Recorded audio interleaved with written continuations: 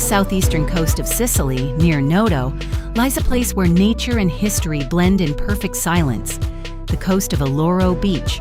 From above, the shoreline stretches wide and untouched, with soft golden sand meeting the clear waters of the Mediterranean.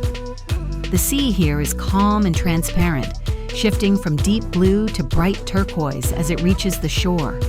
Behind the beach, dunes and Mediterranean vegetation create a natural barrier, protecting this landscape and preserving its wild beauty. But Eloro is more than just a beach.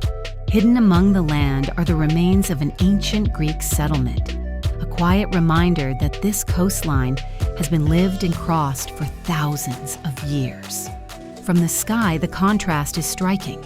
The open sea, the soft curves of the sand, and the traces of history blending into the landscape.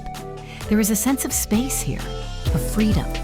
Eloro, where the past fades into nature and the Mediterranean reveals its most peaceful side.